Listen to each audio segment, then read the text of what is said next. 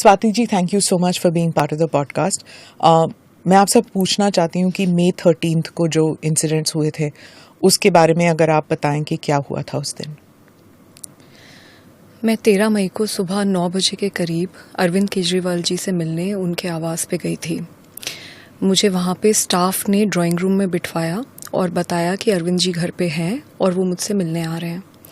फिर दूसरी बार एक और स्टाफ आया, उसने भी मुझे यही बात बोली और मैं वहाँ बैठी हुई थी, आराम से ही बैठी हुई थी।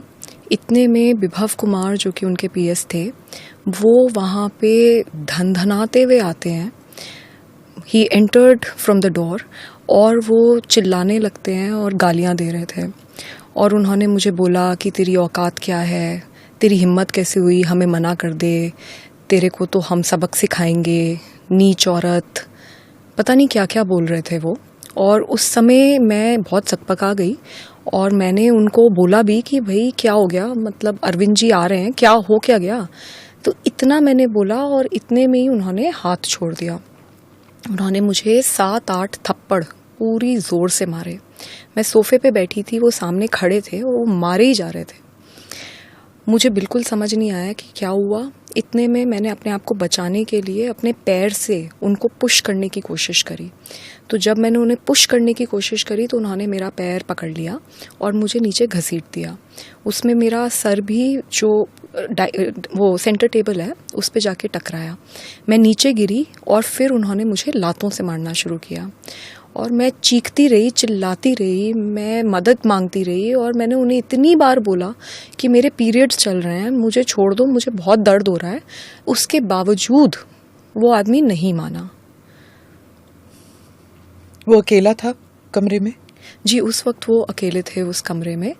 और जब इतना ज़्यादा मुझे वो पीट चुके थे, उसके बाद मैंने किसी तरीके से अपने आप को छुड़ाया और मैं वापस सोफे पे जाके बैठी और मैं बहुत एजिटेटेड थी। तो मैंने तुरंत 112 नंबर पे कॉल करी। मैंने पुलिस को क्राइम रिपोर्ट करा।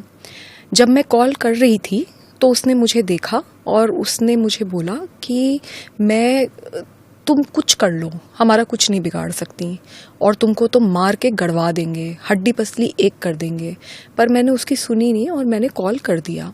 जैसे ही उसने रियलाइज़ किया कि मैंने कॉल कर दिया है, वो तुरंत भागा भागा बाहर गया और सिक्योरिटी जो गेट पे खड़ी होती है उनको बुला के लेकर आया।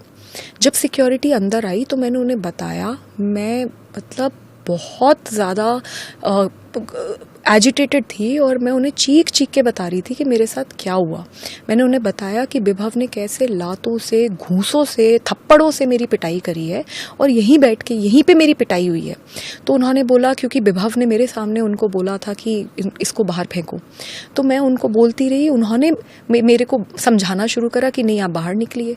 मैंने उन्हें बताया कि मैंने 112 नंबर पर कॉल कर दी है, पुलिस को आने दो, ये क्राइम सीन है, यहाँ पे मेरे साथ इतनी बड़ा हादसा हुआ है, मैं मेंबर ऑफ पार्लियामेंट हूँ, मैं farmer Delhi commission for women chairperson हूँ, आप रुकिए, आप बस पुलिस को आने दीजिए, एक बार पुलिस आ जाए, मैं पुलिस आ जाएगी यहाँ पे, मैं फिर उसके बाद जाऊँगी।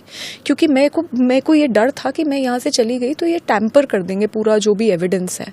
तो इसलिए मैं उनसे बार बार आर्ग्यू कर रही थी। ये आर्ग्यूमेंट कम से कम 8 से 10 मिनट चला होगा और उसमें पूरा टाइम मैं देख रही थी विभव मुस्कुराते हुए वीडियो बना रहा था।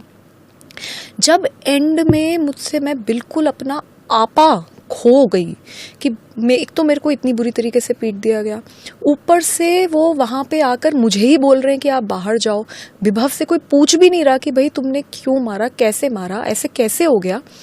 तब मैं अपना आपा खोया और मेरे मुंह से कुछ अपशब्द निकले, जो बाद में हमने देखा कि किस तरीके से वो एक बस 50 सेकंड्स की क्लिप डॉक्टर करके एडिट करके उसमें से भी काट पीट के उसको टीवी चैनल्स को दिया गया इनके द्वारा और वो चलाई गई।